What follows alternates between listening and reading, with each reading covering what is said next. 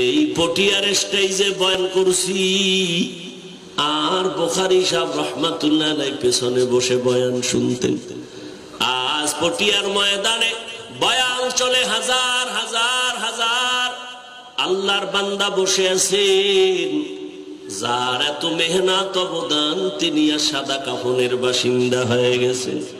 ও দয়ার মালিক, এই বরকতের সব সওয়াব তার কবরে পৌঁছাইয়া দেন। এই বাগান যারা সাজাইছেন, এই বাগানকে রক্ষা করার দায়িত্ব আপনার আমার। এই বাগানের উপরে যেন কোনো আঙ্গুল না উঠায়, এ বাগান নষ্ট করার সুযোগ না পায়। এই বাগান যারা সাজাইছেন সবার জন্য দোয়া। আমি প্রায় মাহফিলে সারা দেশে বাণী মুফতি আজিজুল হক রাহমাতুল্লাহ আলাইহির বয়ান ঘটনা বলি, আর এই ঘটনাকে আবার কিছু জাতি ভাইরা আমাকে সমালোচনার পাত্র বানাবার একটা ক্ষেত্র নিয়ে, ইমানওয়ালাদের ভেতরে যারা আমলওয়ালা তারা আরো দামি, আবার এই আমলওয়ালাদের মধ্যে যারা ইখলাসওয়ালা তারা আরো দামি। সারা দুনিয়ায় মুমিনদের ভেতরে একমাত্র ইমানওয়ালা, আমলওয়ালা, তাকওয়াওয়ালা আম্বিয়ায়ে কেরাম বড় দামি। আর সব আম্বিয়ায়ে কেরামদের ভেতরে অন্য মাখলুকতের মধ্যে একমাত্র শ্রেষ্ঠ হলেন রাহমাতুল লিল আলামিন, তিনি হলেন সব থেকে দামি। আর নবীদের উম্মতের ভেতরে একমাত্র আখিরি নবীর উম্মত আমরা দামি। আবার আমাদের মধ্যে ক্লাস ভাগ, আখিরি নবীর উম্মত আমাদের ভেতরে যারা কোরআন ও হাদিসের ইলমওয়ালা তারা আরো দামি। আবার এই ইলমওয়ালাদের মধ্যে যারা আমলওয়ালা তারা আরো দামি। আবার এই আমলওয়ালার মধ্যে ইখলাসওয়ালা যারা তারা আরো দামি। আল্লাহর নবী বলেন, আহলুল কুরআন হুম আহলুল্লাহ, কোরআনওয়ালারা আল্লাহর আহাল, আল্লাহর পরিবারের সদস্য। আল্লাহর তো কোনো পরিবার নাই। আল্লাহ হলেন ওয়াহদাহু লা শারীকা লাহ, এক আল্লাহ। কুল হুয়াল্লাহু আহাদ, আল্লাহ হলেন এক, কেমন এক, যার কোনো দুই নাই। আহাদুন মানিও এক, ওয়াহিদুন মানিও এক। আমার আল্লাহ আহাদুনের এক, ওয়াহিদুনের এক না।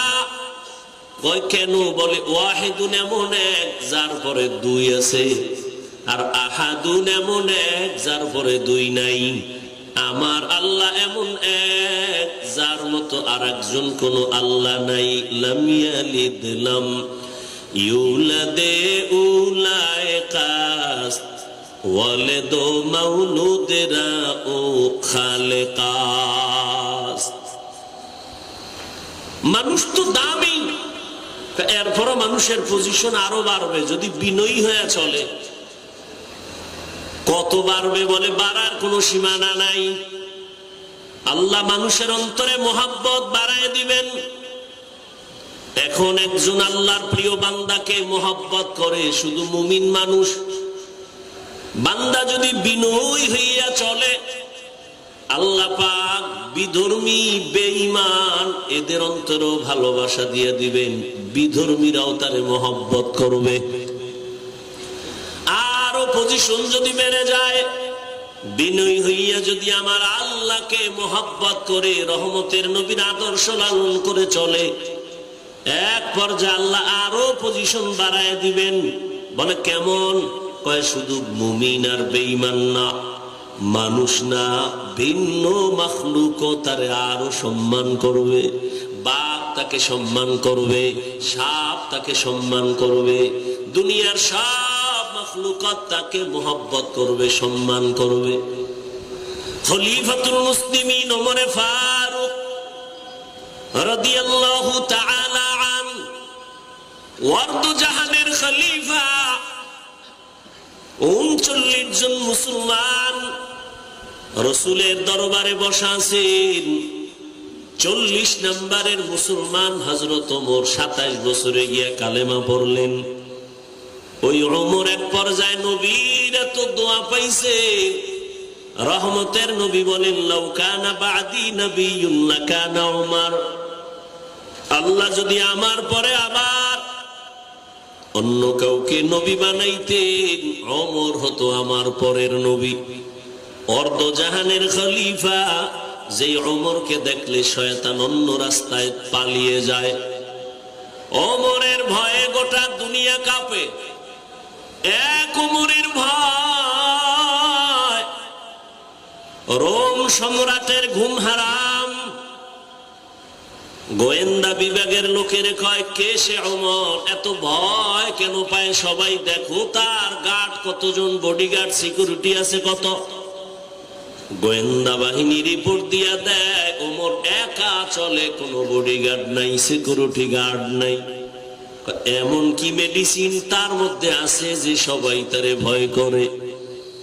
ভয় করার একমাত্র কারণ ওলামায়ে কেরামের টাকা নাই, পয়সা নাই, বাড়ি নাই, গাড়ি নাই, অস্ত্র নাই, কিন্তু সারা দুনিয়ার অস্ত্রধারীরা আলেমের ভয় পায়, মুসলমানের ভয় পায়, টুপিওয়ালাদের ভয় করে। বাড়িওয়ালারা গরিব মুসলমান টুপিওয়ালাকে ভয় করে, কারণ কি? মুসলমানের টাকা নাই, অস্ত্র নাই, তবে সব টাকাওয়ালা অস্ত্রধারীরা ভয় করার কারণ মুসলমানের মধ্যে সততা আছে, ন্যায় নীতি আছে, মানবতা আছে, আল্লাহর ভয় আছে। এই সততা মুসলমানকে অনেক উপরে নিয়ে যায়। আর কে দারান খৌফে হকদার দিল মাদাম জন্নতুল মাওয়া দেহাদ ওরা মাকাম। মুসলমানের একটা আওয়াজ বেঈমান নাস্তিকদের জন্য একটা আতঙ্ক। মুসলমান শুধু একটা আওয়াজ দিবে বেঈমানের ঘুম হারাম।